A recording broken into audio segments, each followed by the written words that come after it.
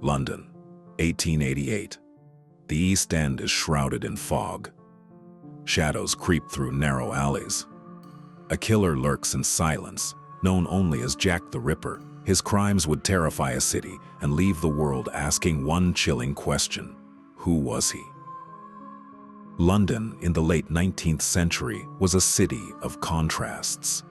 Grand streets, gaslit avenues, and opulent neighborhoods stood in stark opposition to the shadowed alleys and overcrowded slums of the East End. It was in these narrow, twisting streets of Whitechapel that the poorest of London's citizens eked out a meager existence. Families crammed into single rooms, children ran barefoot through filth-strewn alleys, and the air was thick with smoke, fog, and despair. Life here was harsh, brutal, and unforgiving. Crime was not just common, it was a way of life. The East End had long been a haven for the desperate.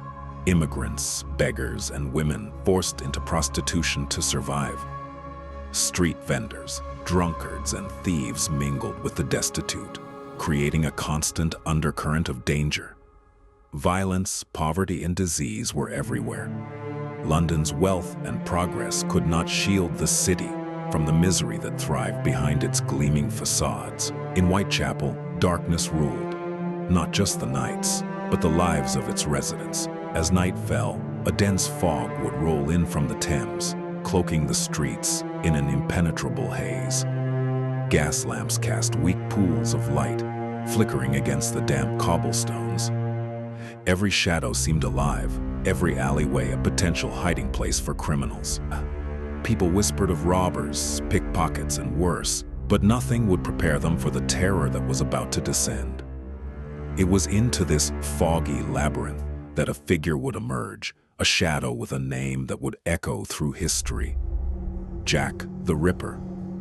The streets of Whitechapel were labyrinthine, lined with taverns, brothels, and narrow doorways barely large enough for a person to squeeze through.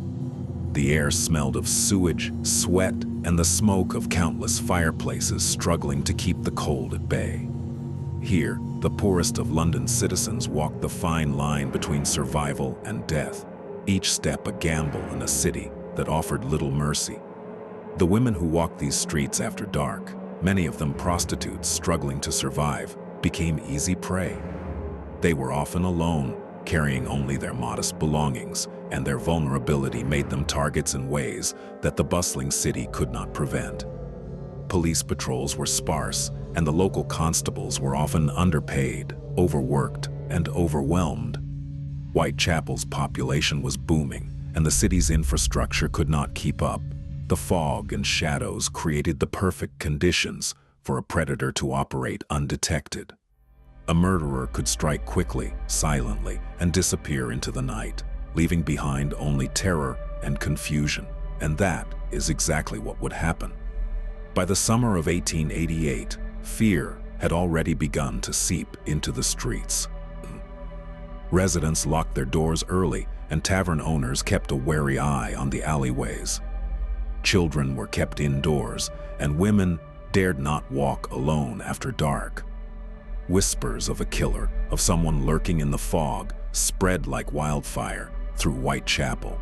But even as fear gripped the hearts of the locals, life went on.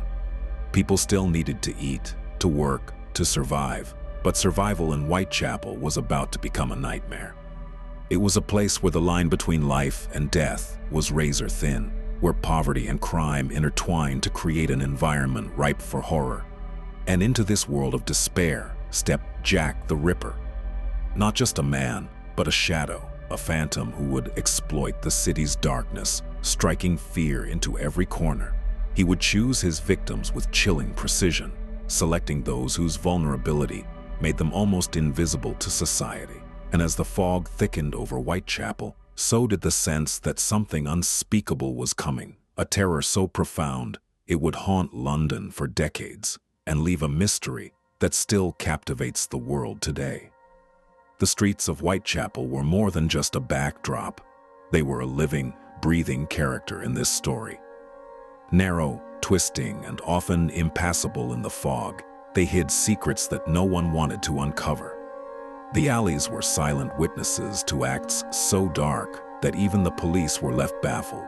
Every corner, every shadow, every gaslit street held the potential for horror. And as night fell over Whitechapel, the city seemed to hold its breath, unaware that a predator walked among them, a predator whose name would become synonymous with fear: Jack the Ripper. The first murders. The fog that clung to the streets of Whitechapel in 1888 hid more than just the crooked alleyways and shadowed doorways. It concealed a horror that would shock London to its core. By late August of that year, the East End was already tense, haunted by whispers of danger in the dark. But no one could have anticipated the terror that was about to unfold. The first known victim, Mary Ann Nichols, was discovered on the morning of August 31st, 1888, her body lying in Buck's Row, mutilated in a way that no one in the city could comprehend. Mary Ann, often called Polly by those who knew her, was a woman struggling to survive in the harsh streets of Whitechapel. Like many women in the East End, she faced poverty, illness, and the constant threat of violence. That night, she had been wandering the streets, seeking shelter, or perhaps a way to earn a few coins. When the morning came, her lifeless body told a story far darker than anyone expected. Her throat had been cut, and her abdomen grotesquely mutilated, an indication not of mindless rage, but of careful, methodical intent. The city recoiled in horror. Just a week later, on September 8th, another victim would be found: Annie Chapman. She was discovered in the backyard of 29 Hanbury Street. Oh, like Mary Ann, Annie had endured a life of hardship and was trying to survive as a woman in a city that offered little protection. The similarities in the murders were impossible to ignore. The precise mutilations, the methodical killing, the calculated placement of the bodies. The police and public realized that these were not random acts of violence. They were the work of a killer with a terrifying skill, someone who understood the human body in ways that most did not. In the weeks that followed, more women fell victim. Elizabeth Stride and Catherine Eddowes, murdered on the same night in what would later be called the double event of September 30th, 1888, deepened the horror. Stride was found in Dutfield's yard, her throat cut, though curiously without the gruesome mutilations seen in previous victims. Just over an hour later, Eddowes' body was discovered in Mitre Square, savagely mutilated in a manner consistent with the earlier killings. The brutality of these acts, combined with the calculated timing, suggested a killer who was not only cruel, but methodical, almost ritualistic in his actions. These murders sent shockwaves through the city. Whitechapel was already a place of fear and desperation, but the knowledge that a murderer was actively stalking the streets, striking women one after another, turned that fear into panic. Residents were terrified to leave their homes after dark. Women clung to the edges of the gaslit streets, glancing over their shoulders at every footstep, every shadow, every whisper of movement. Even the police, trained and experienced, struggled to comprehend the ferocity and precision of the killings. What made these murders particularly chilling was not just their savagery, but their apparent randomness. The victims shared little in common beyond their vulnerability and presence in Whitechapel. They were poor, often involved in prostitution, and desperate to survive. The killer did not discriminate beyond opportunity, making it clear that no woman in that area was truly safe. This unpredictability created a citywide hysteria, with residents suspecting everyone from neighbors to strangers. Fear became a constant companion. The Ripper, as he would soon be known, left little trace, no fingerprints, no witness testimony that could lead to a definitive arrest. Yet, he left something far more terrifying: a signature. The precision of the mutilations, the timing, and the calculated risk-taking all pointed to a mind obsessed with control and domination. The city, law enforcement, and press alike were captivated by a morbid fascination. Newspapers sensationalized the murders, publishing lurid details that both informed and terrified the public. Headlines screamed of Whitechapel horror and the East End slasher, and the killer's legend began to grow, even before his identity was known. Mary Ann Nichols, Annie Chapman, Elizabeth Stride, and Catherine Eddowes became the faces of terror in Victorian London.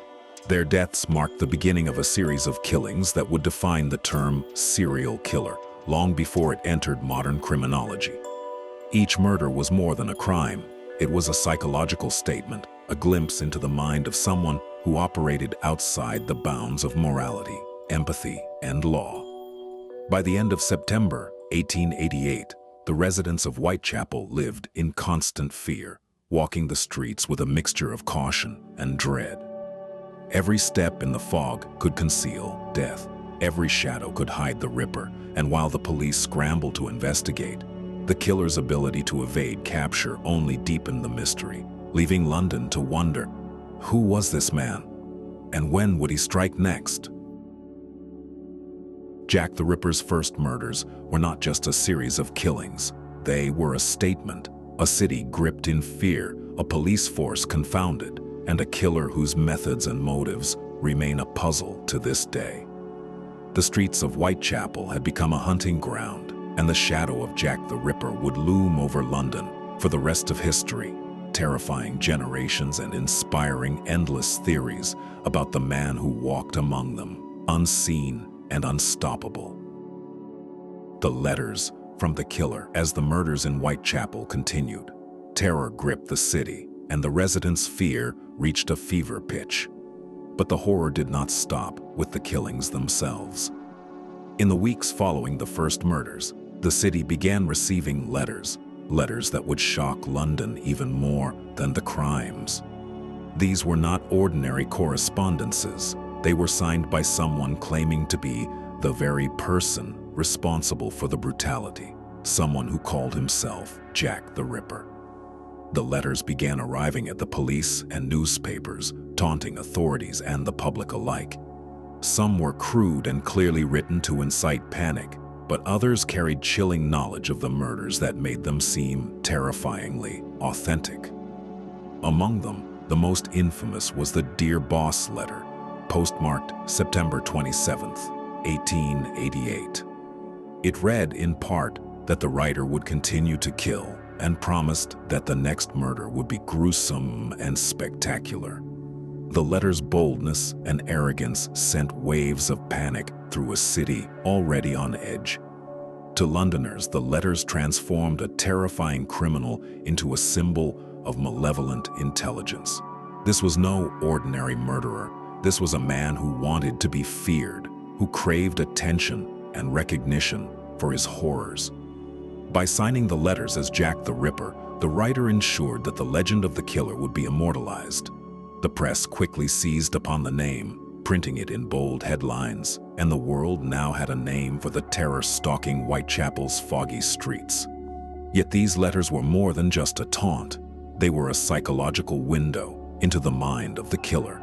They revealed a man who took pleasure in fear, who understood that horror was amplified not only by action, but by anticipation.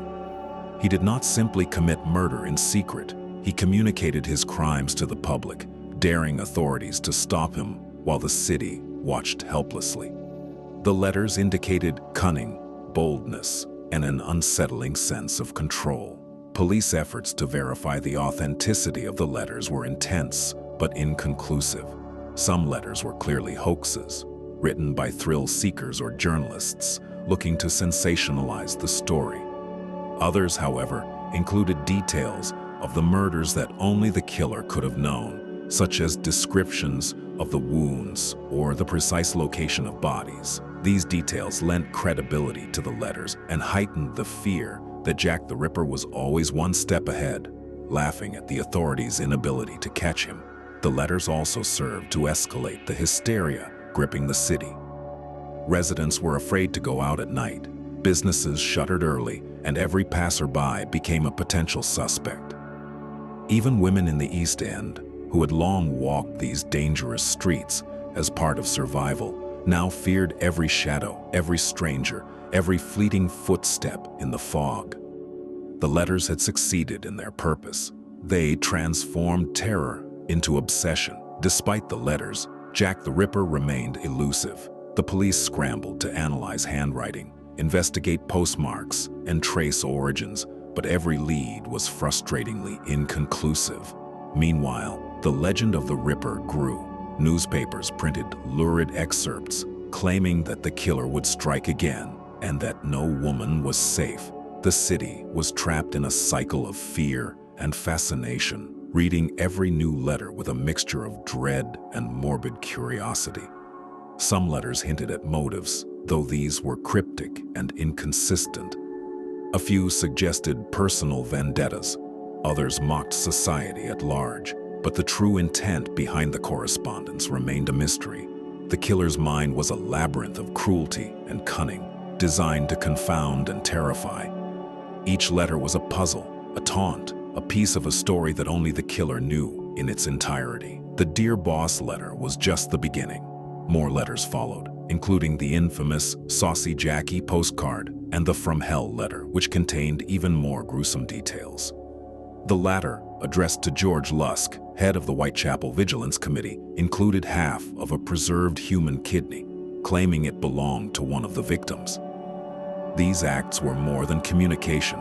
They were proof of the killer's audacity, his desire to manipulate the city and terrorize its inhabitants, even after committing murder. By sending letters, Jack the Ripper created an image of himself that was larger than life. He was no longer just a man committing crimes in the shadows. He had become a specter, a phantom of horror whose presence could be felt even when unseen. The correspondence added a chilling psychological layer to the murders, making the killer not only a murderer, but a master of fear, a manipulator of both police and public alike. Even today, historians debate the authenticity of the letters, which ones were genuine and which were hoaxes. Some experts argue that only a handful of letters came from the true killer, while the rest were sensationalized by the press or opportunists. Yet, the impact of these letters on the city, on law enforcement, and on the enduring legend of Jack the Ripper is undeniable. They immortalized the killer, etched his name into history, and ensured that the fear he inspired would outlive the lives of his victims. The letters from Jack the Ripper were not merely words on paper. They were a psychological weapon, a tool of terror that transformed the streets of Whitechapel into a city gripped by fear, suspicion, and fascination. Through them, the Ripper became more than a murderer. He became a myth, a symbol of the darkness that can dwell in human nature, a phantom that haunts the imagination, even today. The investigation. The streets of Whitechapel were alive with fear, but for Scotland Yard, the challenge had only just begun. The murders committed by Jack the Ripper were not just acts of violence. They were puzzles, carefully orchestrated and chillingly precise. Detectives faced a city in panic, residents desperate for safety, and a killer who seemed to move in the shadows with impunity. The investigation into these brutal murders would expose the limits of Victorian law enforcement and forever etch the Ripper's legend into history. From the moment Mary Ann Nichols was discovered, the authorities realized that they were facing something beyond ordinary crime. Her throat had been cut, her abdomen mutilated, an act of deliberate precision. It was not a crime of passion, but a calculated method of killing. When Annie Chapman's body was found, bearing similar horrific injuries, it became clear that Whitechapel was being terrorized by a serial killer, a man whose knowledge of anatomy and nerves suggested expertise, or at least morbid fascination. Scotland Yard mobilized quickly, yet the streets of Whitechapel offered challenges that modern audiences can hardly imagine. Narrow alleys, poorly lit corners, and an ever-present fog made tracking a killer nearly impossible. Patrols were few, and constables were often overworked and undertrained for crimes of such depravity. The population was dense, the poor were numerous, and witnesses were either unwilling or too afraid to come forward. In this labyrinth of shadows, Jack the Ripper thrived. Detectives relied on the methods of the time, interviews, witness statements, and crude crime scene examinations. They attempted to trace the murders through geography, noting that all the killings occurred within a relatively small radius of Whitechapel. Yet, despite careful scrutiny, no pattern emerged that could predict where the Ripper would strike next. Each attack seemed random, each body left as a grim message that the killer was always one step ahead. Police scrutiny extended to the residents themselves. Neighborhoods were combed for suspicious characters, and lists of potential suspects grew daily. Among the many considered were Montague John Druitt, a barrister and teacher whose disappearance coincided with the end of the murders, Aaron Kosminski, a Polish immigrant with a history of mental illness, and even medical professionals whose anatomical knowledge could explain the precise mutilations. But each lead ended in frustration. No conclusive evidence linked anyone to the murders, and the killer continued to elude capture.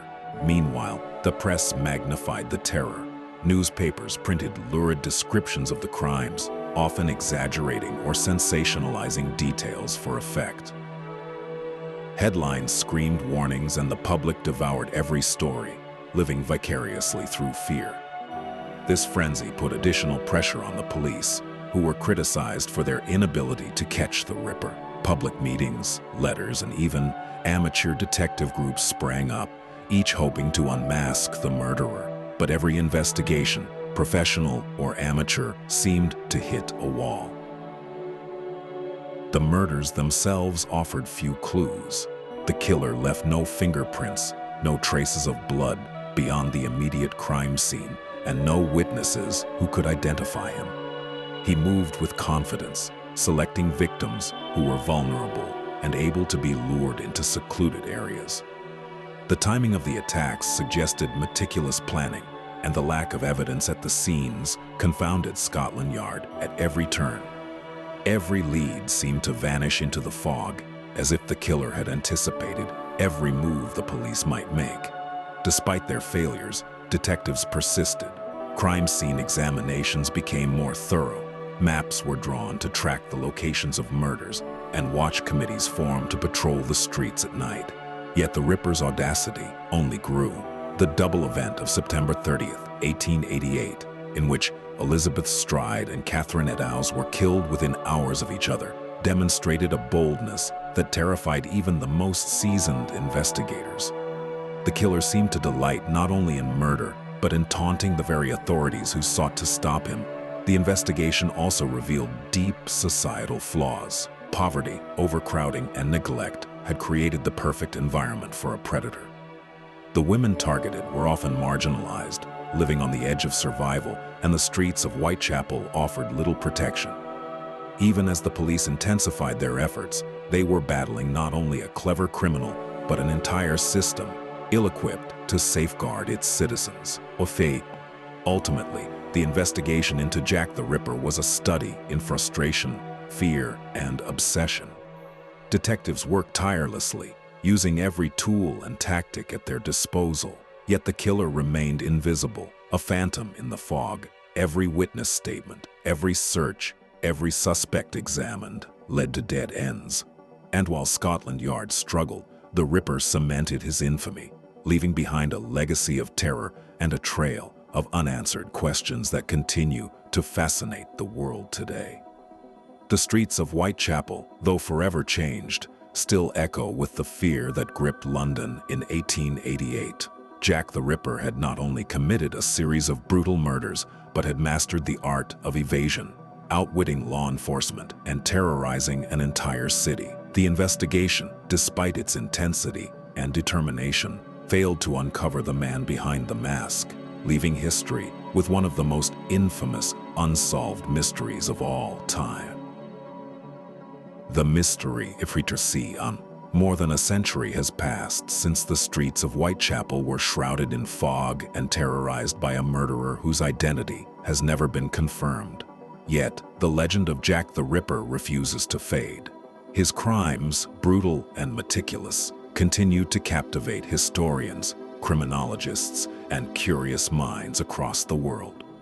Despite the advances of modern forensic science, the murders remain one of history's most enduring unsolved mysteries, a shadow that stretches far beyond Victorian London.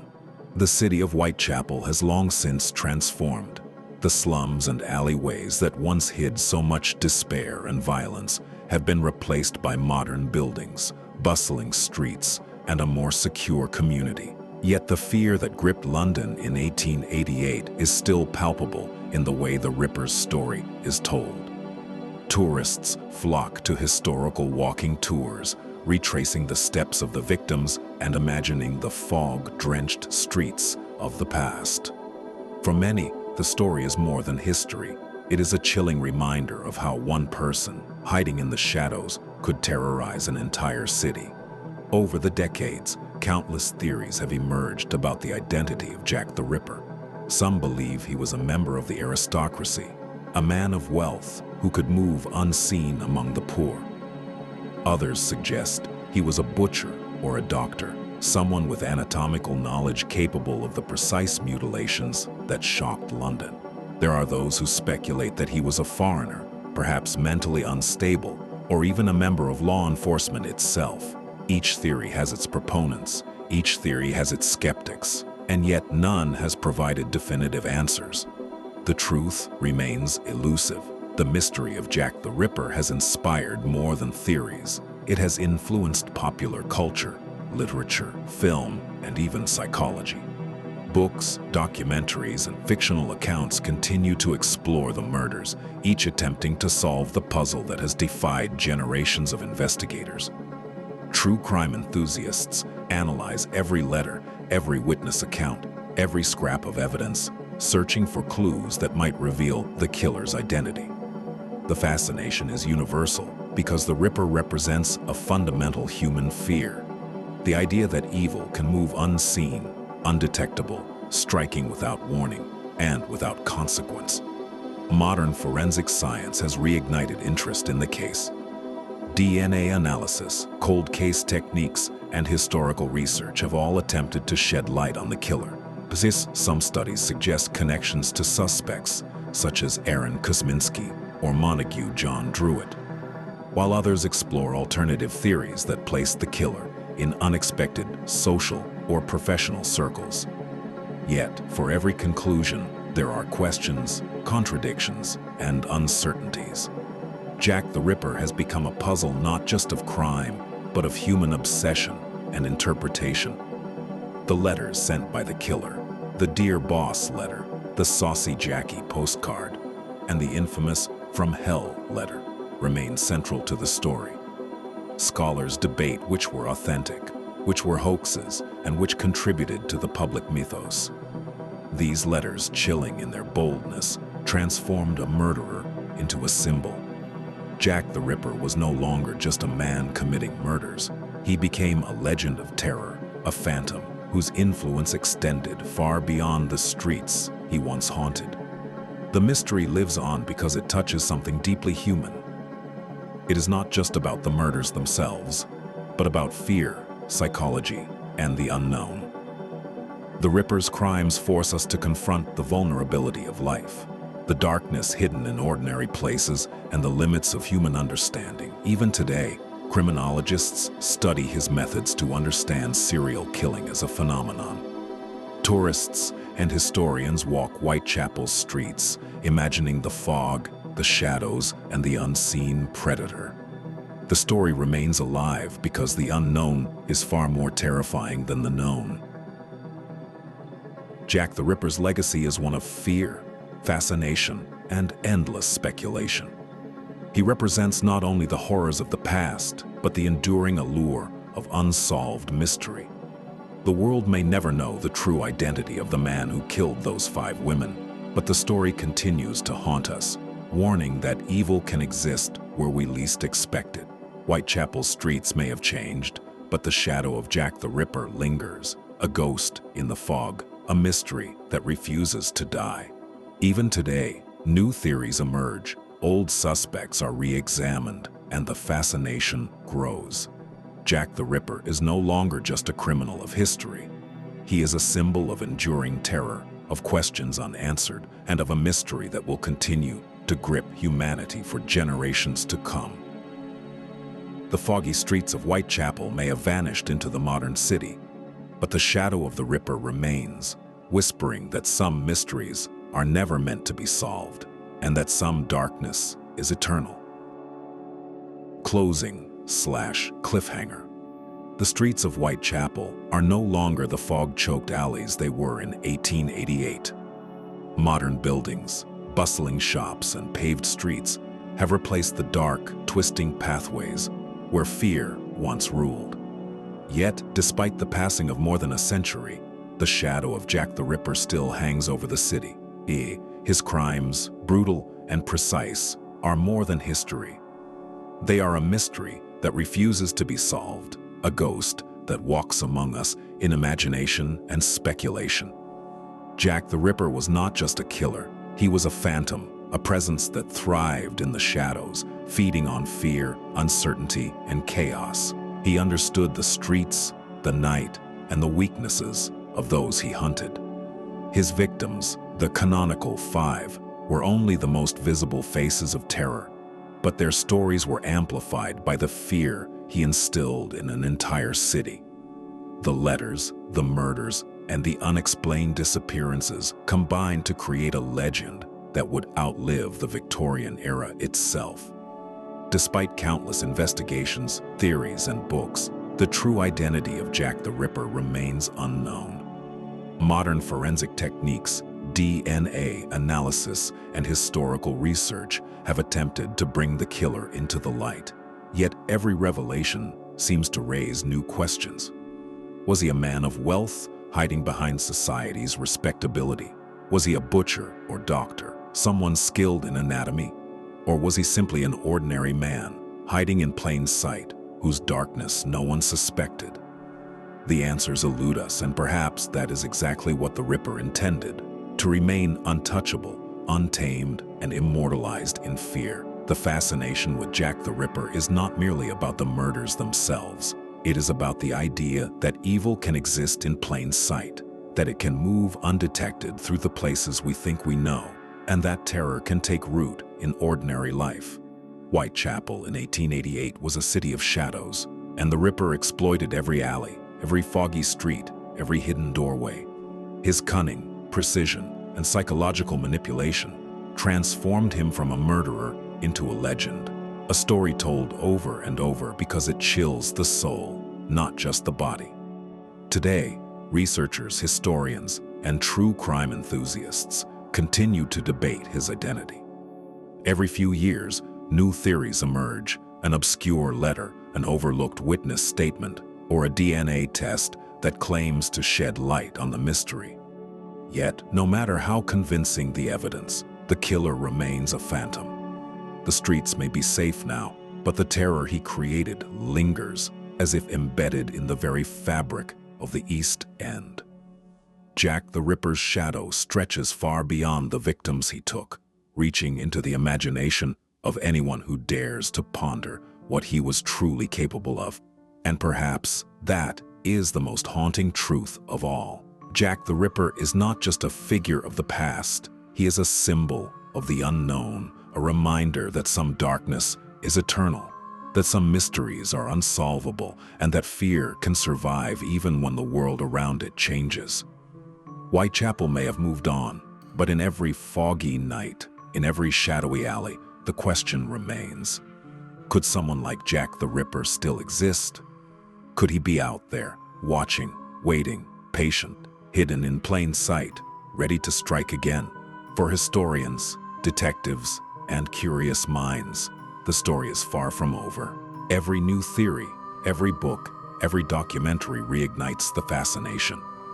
And while we may never know the truth, the terror, the audacity, and the mystery endure. Jack the Ripper's legend has become a mirror, reflecting the darkness that can dwell within humanity, reminding us that some stories are never truly finished. Oh, so the question remains unanswered.